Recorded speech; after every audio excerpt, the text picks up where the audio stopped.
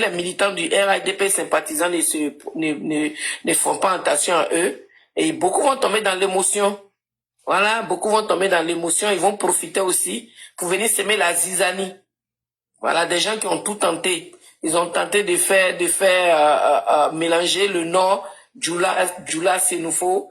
Ils ont tenté, ça n'a pas marché. Ils ont tenté côté religieux, ça n'a pas marché. C'est-à-dire, c'est des gens, ils vont jamais arrêter de tenter maintenant là. Ce qu'il faut maintenant, c'est de vraiment maintenant chercher à intégrer le milieu du RHDP et puis faire ce qu'ils ont à faire au fait. Il faut que nos militants soient lucides. Il faut qu'ils soient lucides. Les gens ont trop exagéré. Alors? Oui, professeur. Ok, vous m'excusez, je m'étais un peu déplacé. Mais ce que Commando a dit okay. et ce que vous êtes en train de dire, c'est tellement vrai. En psychologie, on appelle ça l'effet miroir. Je vais expliquer ça un peu aux gens. Cher mère, si on met un monstre extrêmement dangereux, on vous met en face du monstre, est-ce que vous pouvez tuer le monstre là? Jamais. Ok. Mais pourtant, vous pouvez tuer le monstre. Si on vous donne un grand miroir, vous vous mettez derrière le miroir et puis maintenant, vous avancez petit à petit. Donc, quand vous mettez le miroir et vous mettez le côté du miroir vers le monstre, qu'est-ce que le monstre voit sur le miroir?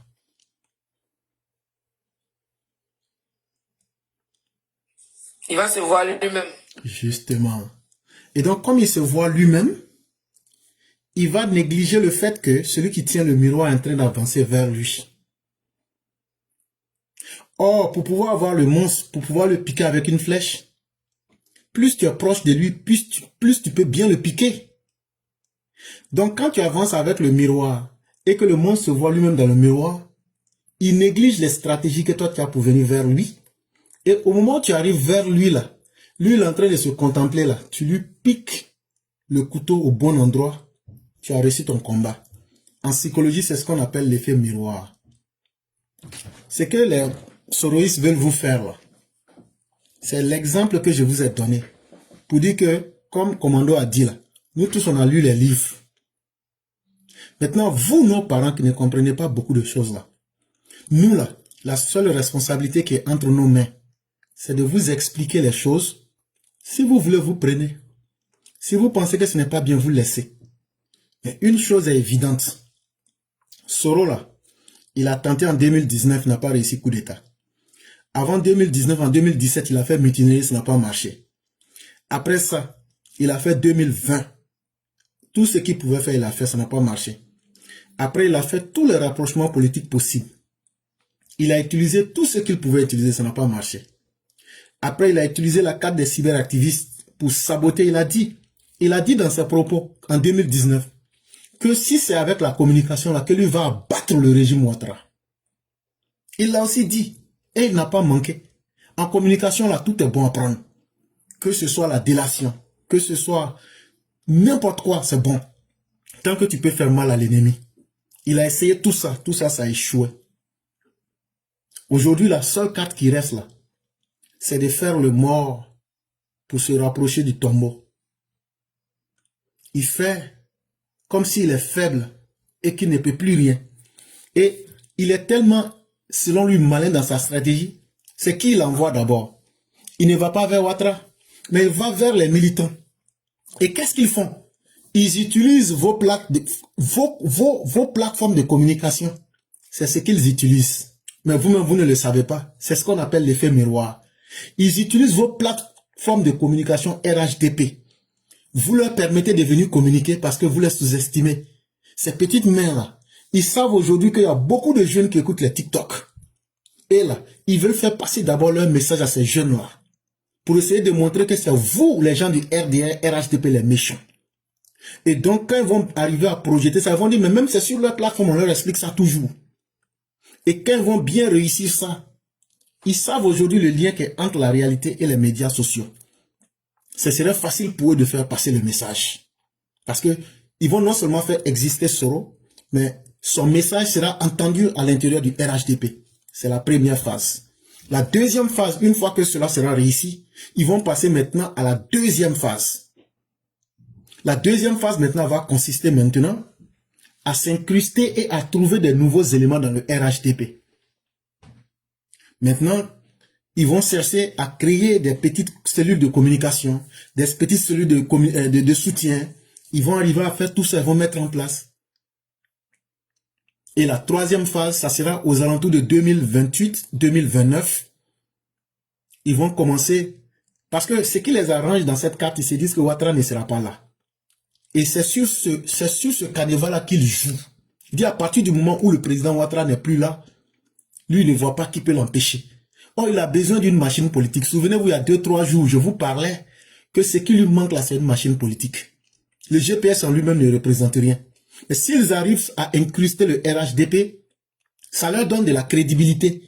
Et ils vont tisser des liens à l'intérieur du RHDP et se retirer avec ce lien, ce qui est le troisième niveau de leur stratégie, pour dire, ah, en tout cas au sein du RHDP, vous allez voir, ils vont commencer à faire des soutiens bizarres. Ils vont tenter dans un premier temps. Ils ont déjà essayé ça. Avec, s'il y a quelqu'un qui est monté, s'il vous plaît, fermez votre micro. Ce que je vous dis là, c'est pas des choses je dors et puis je rêve pour venir vous dire. Le mouvement de Soro Kanigui là, ils ont tenté ça. Entre 2019 et 2020. Quand ça n'a pas marché là, c'est là ils ont voulu faire le coup d'état. Souvenez-vous, il y avait un mouvement de Soro Kanigui. Quand ça a commencé, il dit non, c'est des mouvements de soutien, c'est des mouvements de soutien. À l'époque, on a sous-estimé. C'est la même stratégie qu'ils veulent refaire. Et donc, quand ils vont arriver à faire ça, ils vont regarder maintenant. Ils vont essayer le même jeu. S'ils voient qu'ils ont beaucoup de personnes qui les suivent, le RACI, voilà justement le RACI. Ils ont tenté cela avec le RACI. Et quand cela n'a pas marché, c'est là maintenant qu'ils ont dit maintenant qu'ils vont faire le coup d'état de 2019. Et donc c'est la même stratégie. Et si d'aventure cela prend, parce que l'élément essentiel ici, Ouattara ne sera plus là. Donc les militants seront un peu dans l'expectative. Ils vont développer un langage pour dire aux militants, ah, Soro là, vous savez, c'est un chef de guerre, hein. Lui là, en tout cas, en face des Gore et des opposants là, en tout cas, c'est lui qui peut défendre votre vie, hein. Lui était rebelle, hein. Ah, lui seulement là, en tout cas, c'est le babatien, hein, c'est le tatata. Là, beaucoup de militants vont dire, ah, comme de toute façon là, l'eau qu'on prend pour éteindre le feu là, même si c'est pipi, c'est pas grave. Là, comme ça, beaucoup vont les suivre. Mais si ça ne marche pas, qu'est-ce qu'ils vont faire en deuxième lieu? Ils vont se calmer, ils vont attendre. Maintenant, ils vont regarder qui est le candidat sérieux du RHDP. Et maintenant, ils vont tenter maintenant des tentatives de sabotage. Celui qui est le candidat que les gens aiment là, s'ils sentent qu'ils ne peuvent pas la battre politiquement, qu'est-ce qu'ils vont faire? Ils vont maintenant essayer maintenant de créer des divisions à l'intérieur du RHDP pour créer plusieurs mouvements divisés. Et comme ça, le RHDP sera affaibli. Donc, si on vous explique tout ça aujourd'hui, là, prenez, c'est moi éclaireur, je vous ai dit ça. Prenez ce que je vous ai dit. Et puis, essayez de rentrer, de faire leur jeu aujourd'hui. Si en 2030, ce que j'ai dit ne se réalise pas là, si vous me voyez là, appelez-moi bâtard. En tout cas, aujourd'hui là, c'est le 12 janvier 2026. Il est 23h32 à New York. Ceux qui doutent là, après, j'ai enregistré la partie là. Je vais balancer. Écrivez, gardez. Si vous vous amusez à rentrer dans le jeu des soroïstes, si ça ne se termine pas comme ça là, en 2030 là, appelez-moi bâtard, la plateforme du bâtard. Et puis comme ça on sera quitte. En tout cas, c'est ce que moi je pouvais vous dire. C'est avec beaucoup de sincérité qu'on l'a fait. Et je crois que le frère Commando a été plus que explicite. Moi-même j'ai fait ce que je pouvais. Le frère Côte d'Ivoire nous a donné sa plateforme. On a fait ce qu'on pouvait. La mère ici. En tout cas, on ne peut pas expliquer d'une autre manière. Maintenant, à chacun de faire ce qu'il veut. Cher maître, c'est ce que je comptais ajouter. C'est tellement vrai et tellement propre. C'est ça même le vrai, c'est ça même l'enjeu même. C'est tellement bien dit, professeur éclaireur. Franchement, les militants du RIDP sympathisants là, ah, faites attention, hein. 2030 n'est pas loin, hein. Ouais, que Dieu fasse qu'on ait tous longue vie, mais c'est pas loin, hein. 2030 n'est vraiment pas loin. Et soyez lucides, parce que ces soroïstes-là ne viennent pas pour le bien du RIDP. Ces soroïstes-là ne viennent pas pour le bien du RIDP. Ces soroïstes-là, ils ont échoué partout. Et ça leur fait mal. Donc, ils vont chercher toutes les stratégies possibles pour venir s'aimer la zizanie. Et comme le professeur l'a dit, quand ils vont voir la personne choisie pour 2030, là, ils vont commencer à vilipender. Oh non. J'ai dit, c'est la même chose qu'on a assisté depuis 2020, là. C'est ce qui va revenir encore en 2030. Mais ils veulent tellement bien préparer ça qu'ils veulent rentrer dans le noyau du RADP. En tout cas, vous, sympathisants militants, si vous leur permettez ça, là. Ah, en tout cas, d'après les Djoulabena, c'est la vérité. Parce que ces touristes-là ne sont pas là pour le bien du RADP. Non, non, non, non, non, non, c'est du faux amour. Ils ne vous ont jamais aimé. Ah, vous n'avez pas vu comment ils étaient ici, ils ont fait la toile ici. À cause d'aujourd'hui, Burkinabé insulte la Côte d'Ivoire. À cause d'aujourd'hui, Mali insulte Côte d'Ivoire. Niger insulte Côte d'Ivoire. Cameroun insulte. Tous ceux qui insultent la Côte d'Ivoire aujourd'hui, qui les a encouragés? Qui leur a montré, qui leur a donné la voix? Les gars même on parle pas. Sinon, les gars ici, un moment là même là, on savait même pas qu'ils existaient. Mais dès que les souris sont dit paix là, ils sont restés dans et tous sont dedans. Donc, ce qu'ils ont fait, ils ont trop fait de mal. Maintenant, si vous, les gens du RADP, vous jouez sur vos émotions, ou bien vous faites les sentimentales, il y en a même qui disent, Dieu même pardonne. Pourquoi c'est nous, on ne peut pas pardonner? Dieu pardonne, mais Dieu chicote. Vous oubliez le karma? Pourquoi le karma de Dieu existe? Dieu lui-même, il dit, je suis pardonneur, mais je suis très méchant en matière de punition. Il a dit non. Maintenant, c'est vous là, ah, Dieu pardonne. Pourquoi c'est nous, on ne veut pas pardonner? Hein, bon, pardonnez, ils vont venir, bidon, vous entendez ce que le commandant invisible a dit, non? Bidon qu'ils ont en su, eux là, ils vont mettre ça partout dans vous là-bas. Et le nom de leur poison, c'est le Novichok. Si, bidon là, le nom là, c'est le Novichok. C'est un poison là, ça n'a pas de couleur, ça n'a pas d'odeur. Une fois que ça rentre dans ton corps là, on va chercher, on va pas comprendre. Donc là, ceux qui sont candidats là, c'est, amusez-vous. Hey.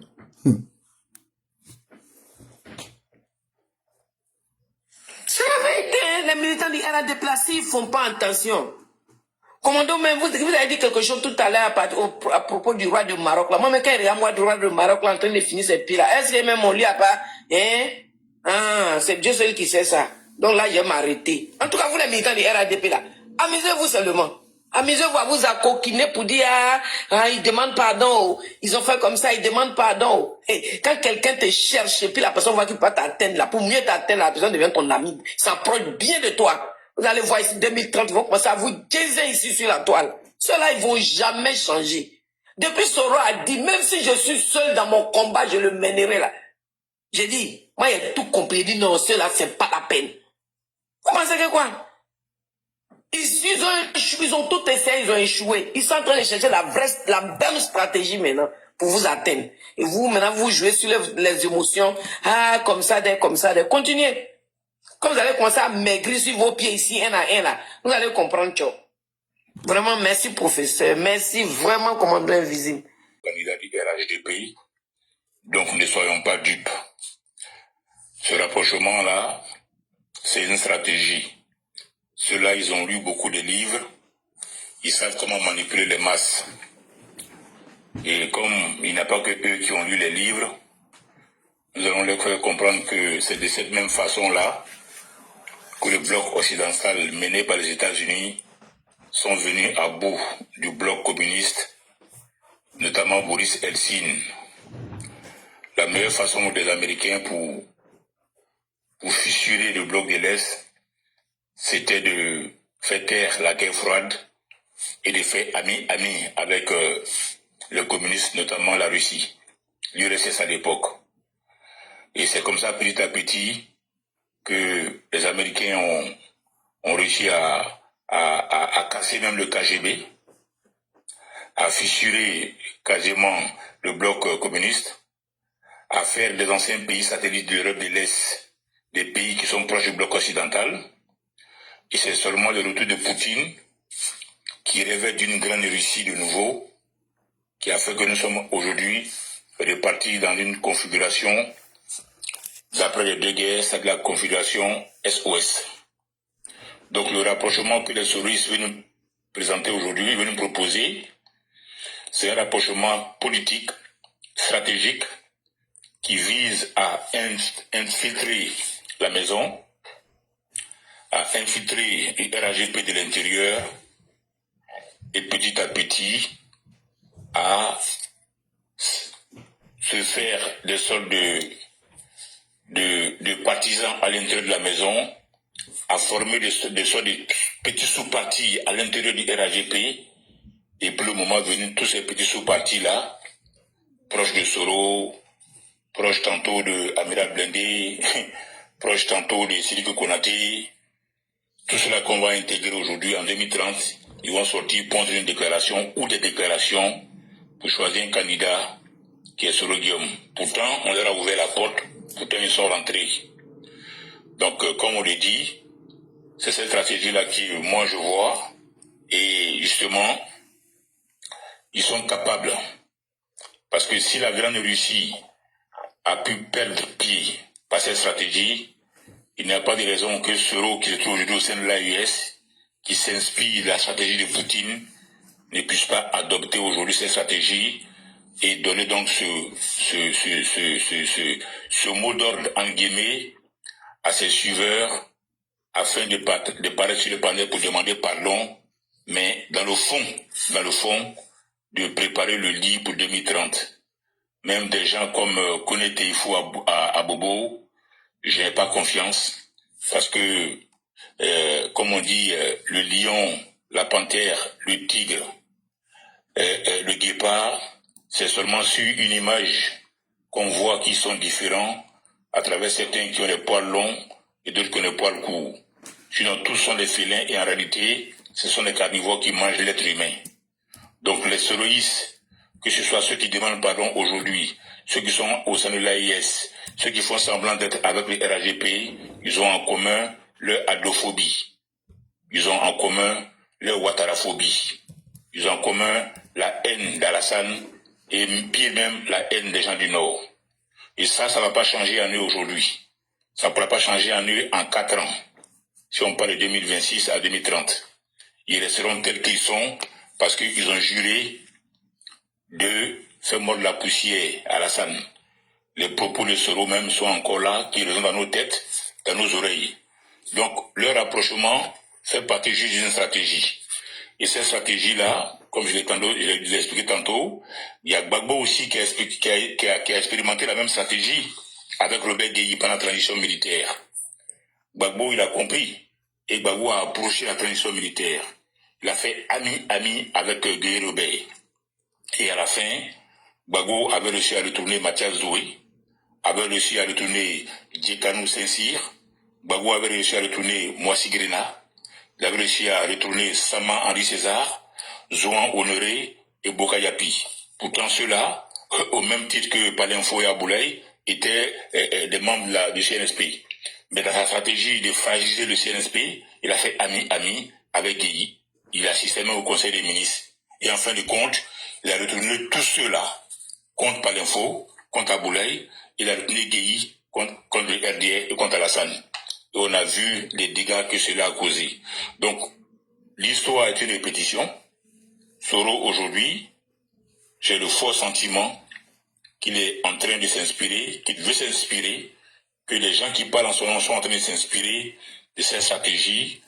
Je veux faire du mal à l'ennemi, mais c'est pas facile de l'atteindre, donc il faut l'approcher. Et en l'approchant, il nous ouvre ses bras. En ce moment-là, il est plus facile de lui injecter notre venin mortel, comme ils l'ont fait avec Personam Ambak. Donc ces gens-là, ils sont dangereux. Il faudra toujours les avoir en face plutôt que dans le dos.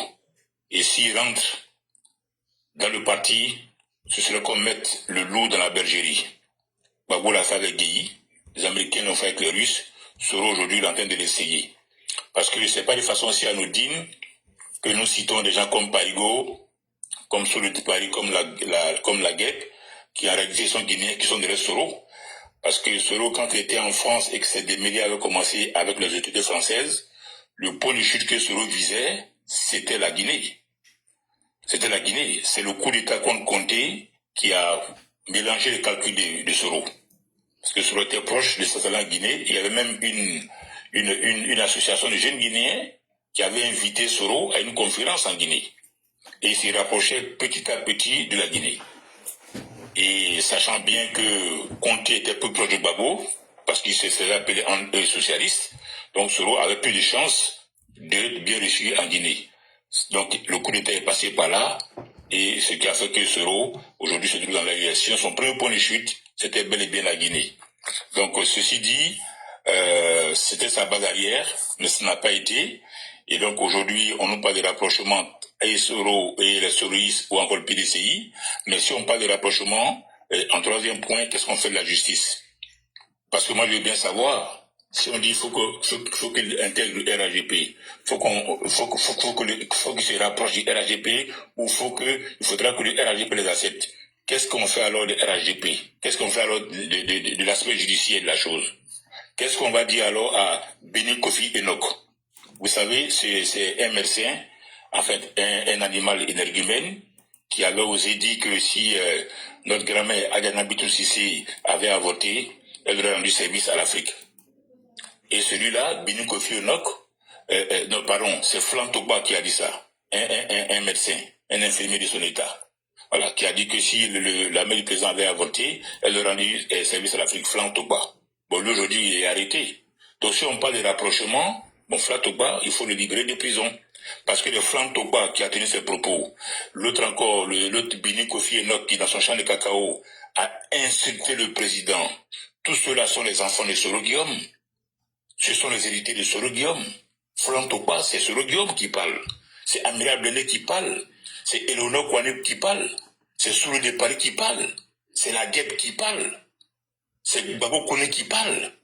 Quand tu écoutes Flan Togba, quand tu écoutes la vidéo, tu vas aller voir la vidéo Kofi Enoch. Mais ceux-là sont inspirés de qui? Des soroïstes. Bien sûr, parce que ce sont les initiateurs. Ce sont les précurseurs dans l'insulte. Même le qui a été arrêté il n'y a pas longtemps encore à Tomodi, et c'était Kwasi Ibrahim, qui a dit même de s'attaquer au cas, d'attaquer les Libanais, de tout piller, de tout brûler. Tous les traits qui sont portés de la main, les préfets, les sous-préfets, les juges, les procureurs, tout cela sont la conséquence des insultes divulguées sur les panels par les soroïstes. Même Picheri Baye, même Bokasako, même Odot Lorignon. Ceux-là, ce sont les fruits des insultes des soroïstes. Donc si on parle des rapprochements, qu'est-ce qu'on fait de ceux-là? Ça veut dire qu'on va faire un rapprochement et puis on va s'asseoir sur les dossiers judiciaires? Non, c'est pas possible. On ne peut pas faire des rapprochements. À titre personnel, je me pose un rapprochement. Ah oui. Ah oui. Cela, il y aura un rapprochement lorsque Bon Koulibaly reviendra en vie. Il y aura un rapprochement lorsque Ambak reviendra en vie. Avec ces gens-là. Ils sont rancuniers, nous le sommes aussi. Nous devons rester rancuniers face à ces gens-là. Qui ont sablé le champagne ici sur notre dos. Lorsque le lion est parti. Qui ont dansé lorsque Ambak est parti. Et qui n'ont pas arrêté, qui ont continué en 2020, qui ont continué en 2025. Et ils viennent nous demander un rapprochement. Non. 2030 sera ce que ça sera. Mais nous avons accompagné Jenny Kobina. Nous avons été là aux heures chaudes de ce parti-là. Et ce n'est pas aujourd'hui que nous allons nous arrêter devant ces profiteurs, ces opportunistes. Le communicant soroïste, le mal qu'ils ont fait à la Côte d'Ivoire, c'est ce que nous racontons aujourd'hui. Nous sommes quasiment haïs, détestés, jalousés par tout le monde. Et c'est parti de qui? C'est parti dans un premier temps des communicants camerounais, Kalissi Beyala, Théophile Koumo, Alain Foka, Jules Lomché, Charles Onana. Et ensuite, quand Gbagbo était à la CPI, ce sont les soroïstes qui ont pris le relais de ces journalistes camerounais, qui ont amplifié maintenant la propagande envers Alassane Ouattara, envers la Côte d'Ivoire. Ils sont coupables et responsables de ce que nous subissons aujourd'hui. Même l'attitude aujourd'hui de Ramatoulaye qui pète nos drapeaux, c'est la faute des soroïstes. C'est la faute des gens comme Amira Blende. C'est la faute des gens comme Eleonore Kouane, comme Franklin Nyamsi. Tout cela sur le camp de Soro Guillaume. Quand Thiam, du haut de ces 2 mètres, s'arrête à Paris, comme un badaud en pleine rue, pour dire qu'il va libérer la Côte d'Ivoire dans 7 jours, à ses côtés, il a qui? Il a un pyromane notoire, médiocre devant Dieu et devant les hommes, un bon à rien, celui de Paris. Cela sur le camp de Soro. Donc, on ne peut pas aujourd'hui accepter, après tout ce qu'on a vécu, qu'il y ait un rapprochement entre le parti et les soroïstes. Le cas d'Inim Pachiko a été une erreur. Mais cette erreur-là, il ne faudra pas la répéter. Il ne faudra pas la répéter. C'était une grosse erreur, mais il ne faudra plus la répéter. Des gens qui ont dit des choses, qui ont fait des choses, qui ont assumé des choses, pas une fois, pas deux fois, ils ont récidivé. Ce sont des récidivistes notoires. Nous ne devons plus les pardonner. Même si ceux qui sont allés à la Mecque, ou encore qui sont au Vatican, nous disent que le pardon est divin. Mais ces mécréants, ces pécheurs, ces criminels, nous ne pouvons pas les pardonner. Moi, je ne suis pas Jésus. Ah non. Il ne peut pas les pardonner. C'est Jésus sur la croix qui a dit, Père, pardonne-les parce qu'ils ne savent pas ce qu'ils font. Mais moi, je ne suis pas Jésus. Moi, je ne vais pas les pardonner. Je ne les pardonne pas. Ce qu'ils ont dit, ce qu'ils ont fait, s'il n'y a pas de rapprochement, il faudra que justice se fasse d'abord. Et après la justice, nous ne sommes pas obligés de leur accorder le pardon. Ou encore d'accepter le rapprochement. Ils ont fait du tort à ce pays-là. Comment quelqu'un peut rendre l'âme? Et vous, sur le panel, vous sablez le champagne, vous dansez, comme Amiral Blendé, vous êtes content. Et vous nous demandez aujourd'hui d'accepter un rapprochement. Au nom de quoi? Parce que vous voyez venir 2030, et Sidiki Konaté tel qu'il s'est comporté, c'est juste pour nous dire, en 2030, vous allez diviser ce parti en deux, soutenir un candidat, si ce n'est pas Soro, c'est quelqu'un qui soit proche de Soro. Et nous ne sommes pas dupes. Nous ne sommes pas dupes. Le rapprochement, on sait ce que c'est. C'est se rapprocher de quelqu'un, prendre ses secrets, l'affaiblir, l'amadouer, et puis au bon moment, lui porter des stockades. C'est ce que vous cherchez. Nous ne sommes pas dupes. Qui n'a pas eu mal devant les propos de Franck Tokpa? Mais Franck Tokpa, tu vas l'écouter, tu vas trouver que s'il n'est pas GPS, il est PPACI, ou PDCI même, en tout cas de l'opposition. Qui n'a pas eu mal devant la vidéo de Kofi Enoch? Un jeune homme comme ça, qui devient un cacao, mais se permet de tenir des propos, mais c'est pas possible envers le président. Mais ceux-là, ce sont ceux qui, même Picheri Baye, elle a promis qu'on n'allait pas fêter décembre. Parce que si on dit rapprochement, tous ceux-là, on va les gracier. Le Boka Sako, oui, le Picheri Baye, on va les gracier. Le Johnny Patiko, le Eri Pada, on va dire, mais c'est bon, il faudra pas qu'il y ait des chasses à l'homme, c'est fini. Si un rapprochement, ce qu'ils sous-entendent par le rapprochement, c'est de pardonner à tous ceux-là qui, sur le panel, ont appelé au Kawa en Côte d'Ivoire. C'est pour cette raison que ce rapprochement-là, c'est un pain que je ne mangerai pas. C'est un pain que je ne mangerai pas. Depuis combien de temps ça dure, cette histoire de haine qui ne finit pas? Cette histoire d'ivoirité qui ne finit pas. Quand autant le fouet, on avait les Joseph demandé, les Lévi Nyanké, les Jésus Kwasuyoboué, les Suleiman Doumia qui était l'animateur du journal Ala Wakbar, les Denis Messan, sans oublier ceux qui ont connu Jean-Luc Farah Touré Kanté Boubacar. Ça, c'était les bonnes époques où on aimait entendre les gens parler à la radio sans voir leur visage. Quand Gbagbo arrive au pouvoir, on est passé de ceux-là au Brouhami sans pierre. Ivoirité devant Dieu, devant les hommes. Au Fernand Dédé, ivoirité devant Dieu, devant les hommes. Abérik Nyango, ivoirité. Awa Eura, ivoirité. Valérie Gabi, ivoirité. Herman Bois, ivoirité. Des journalistes mille collines.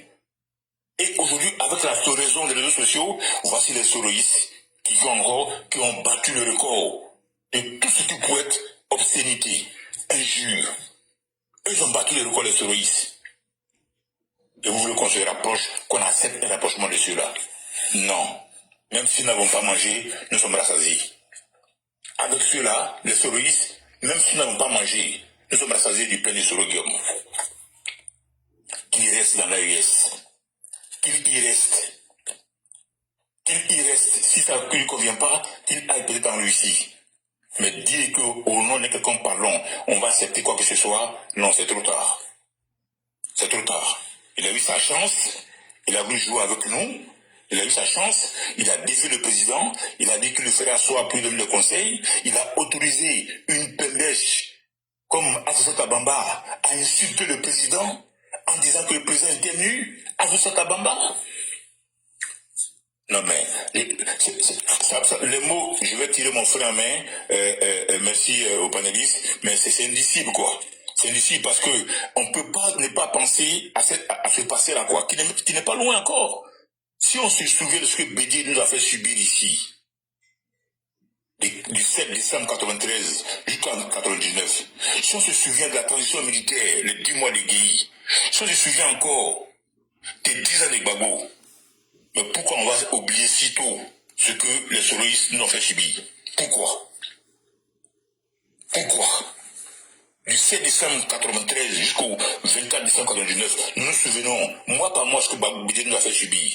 Et aujourd'hui, on veut qu'on oublie comme ça, d'un coup de main, d'un coup de crayon, qu'on efface justement ce que les soloistes nous ont fait. On ne peut pas. On ne peut pas. On ne peut pas effacer. On peut oublier. On ne peut même pas pardonner. On peut pardonner, c'est pas possible. Sur quelle base on va pardonner? On pardonne à quelqu'un qui se répand. C'est comme ça. C'est pas venir faire un panel, mettre une image où dit je demande pardon. Non. Ce que tu faisais au moment où tu le faisais, si on te pardonne à toi, Amiral, et on accepte un rapprochement des terroristes, c'est que Franck Topa qui a insulté la mère du président, qui a insulté le président, ceux-mêmes qui ont déterré, qui sont allés déterrer la sépulture, qui sont allés profaner la tombe de notre grand-mère, Adénabé Sucé, ceux-là encore il faut les pardonner. Il faut pardonner à Pissiri Baye. Il faut pardonner à Boka Sako, il faut qu'on aille l'accueillir avec le gyropha à l'aéroport désormais quand il va rentrer. Il faut libérer Ziggy. Il faut libérer les énergumènes qui ont cassé les bus. Il faut arrêter d'enquêter sur les 13 bus qui ont été incendiés à Koumassi. Il faut libérer ceux qui ont tenté d'incendier la centrale de gaz à Jacquesville. Oui, il faut libérer tout cela. Non, la politique ne peut pas s'asseoir sur le dos de la justice. Il faut que la justice se fasse. La justice des hommes doit se faire, celle de Dieu doit se faire. Et nous, en tant que païens, nous allons faire notre justice. Parce que moi, je vois Mira Blendi, je vois Denis Pacheco, peut-être que ce jour-là, on viendra nous séparer. Ça, c'est l'engagement que j'ai pris. C'est moi ça.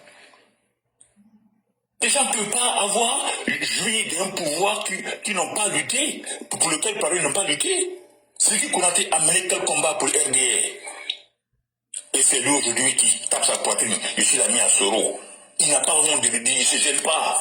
Après les charniers que Soro a fait à Boaké, à Kourogo, à Boaké, Cass, Adams, Morel, Moussa Barbu, Galma. Qu'est-ce qu'il a fait de ceux-là? Soro qui était avec le même Siri Konaté pour aller dealer chez Nadi Bamba en présence de Gbagbo, le médiocre des lagunes, le boucher des lagunes, le fainéant par excellence. Il était là quand Soro allait dealer avec Gbagbo chez Nadi Bamba. C'est Siri Konaté nous dit, moi je suis l'ami à Soro, qu'est-ce que ça fait? On me reproche d'être l'ami à Soro. Quelqu'un peut se tailler la poitrine pour dire je suis un ami à Pol Pot, je suis un ami à Hitler. Même s'il y a la démocratie en Allemagne, quel Allemand peut sortir aujourd'hui pour dire lui il est ami à Hitler? Qui? C'est encore du vrai, il faut voir des gens sortir du bois pour dire moi je suis ami à Soro. Comme si c'était une référence. Et vous voulez qu'on accepte cela au nom de quoi? Au nom de quel rapprochement? Au nom de quel rapprochement? Je vais tirer mon frère à ce niveau-là en vous remerciant de m'avoir laissé la parole. Merci. Cher, mais est-ce qu'on ne va pas demander congé du frère pour qu'il puisse se reposer aussi? Oui, peut-être qu'il a honte de nous dire qu'il est fatigué. Voilà, donc... Voilà, on a pris parler de Côte d'Ivoire, la Côte d'Ivoire n'a pas dormi. Nous, on n'est pas bon, hein. Nous, on est comme des... me laisser en bas, il va faire monter aux séries, voilà. Donc, vraiment, moi, je vais dire merci aux frères Commando Invisible. Merci encore à tous les frères et surtout merci à vous-même, cher mère. Et vraiment, merci à vous. Non, cher frère, ça sera toujours un plaisir. Et vraiment, merci pour le combat et la constance. Ok. Vraiment, merci, merci, professeur. Merci, Côte d'Ivoire, Côte d'Ivoire. Merci beaucoup, Côte d'Ivoire.